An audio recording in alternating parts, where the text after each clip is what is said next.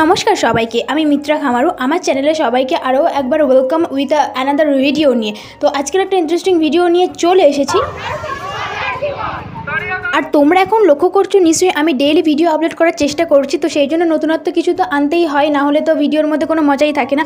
তো সেই জন্যই আজকের ভিডিওটা হচ্ছে স্বামীনাথন মন্দির, যেটা কিনা আমাদের পৈলানে রয়েছে। সেই মন্দিরে তোমরা কিভাবে যাবে আর মন্দিরের কি নিয়ম কানুন সমস্তটাই বলবো এই ভিডিওতে, তাই একদম স্কিপ না করে ঝটপট ভিডিওটা দেখতে থাকো। দিনটা ছিল 8ই সেপ্টেম্বর, রবিবার দিন। তো আমি এখন রেডি হয়ে গেছি, বিকাল ওই 3:30 নাগাদ বেরিয়ে পড়েছিলাম। আর বাইরের ওয়েদারটা দেখো, এত সুন্দর, জাস্ট ওয়াও লাগছিল। তো আমি যাব বাইপাস ধরে, সেই জন্য বিবিরহাটে এসে আমরা হচ্ছে আমতলা রুট ধরে নিয়েছি। আর এই দেখো এখানে মিছিল বেরিয়েছে। জানি না আর কতদিন চলবে এইভাবে, সঠিক রায় আদেও বেরোবে কিনা সেটাও বলতে পারছি না। তো যাই হোক, তারপর আমরা হচ্ছে এখানে একটু জ্যাম পেয়েছিলাম। তারপর এখানে মৌখালির মোড়, যেখানে এখানে একটা ঠাকুর রয়েছে, ওর পাশ দিয়ে তো ওই মৌখালির রাস্তা ধরে আমরা বেরিয়ে গিয়েছিলাম। কারণ আমতলাবাসী তোমরা সবাই জানো ওখানে মানে রাস্তার কি রকম বিভৎস অবস্থা। ওই রাস্তাতে যাওয়ার থেকে অনেক ভালো রাস্তা এটা। তো এখানে সেই মেন রোডে দেখো, আমতলার সাথে পৈলান যাওয়ার যে মেন রোড, এই যে প্লাগাটা রয়েছে এইখানে হচ্ছে আমরা গিয়ে উঠেছিলাম। দেন তারপরে ডান দিকে বাদিকে অনেক সুন্দর সুন্দর রিসোর্ট রয়েছে বা হোটেল বলতে পারো, এরকমও রয়েছে খুব সুন্দর, যার ক্লিক আমি তোমাদের সাথে শেয়ার করেছিলাম।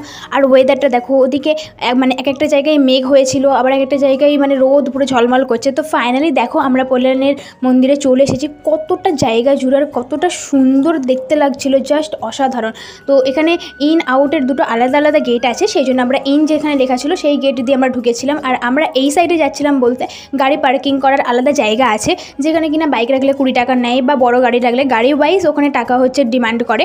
তো ওখানে রেখে এখানে দেখো গাড়ি আমরা এখানে রেখে দিয়েছি। তো চলো এবার বেশি বকবক না করে মন্দিরে যাওয়া যাক।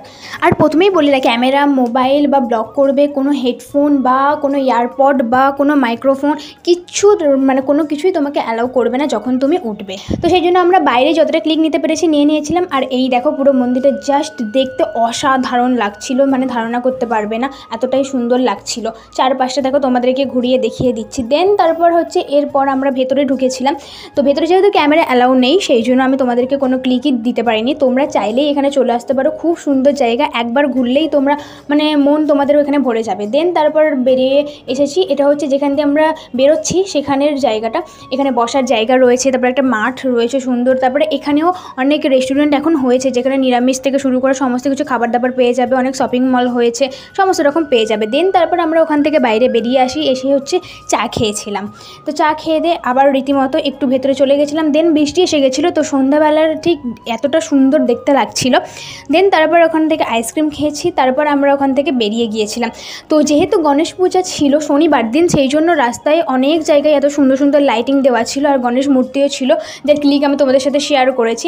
দেন তারপর আমরা চলে গেছিলাম রেস্টুরেন্ট, যেটা কিনা আমাদের বিবিরহাটের নতুন রাস্তার মোড়ের এখানে, কাশ্মীরি বিরিয়ানি। তো ওখানে খেয়েছিলাম, বিরিয়ানি খেয়ে তারপরে আমরা বেরিয়ে পড়েছিলাম। তো আজকের ভিডিওটা আমার এইটুকুই, দেখা হচ্ছে নেক্সট কোনো ইন্টারেস্টিং ভিডিওতে। আমার ভিডিওটা কেমন লাগলো তোমরা কিন্তু অবশ্যই কমেন্ট করে যেও। All over by.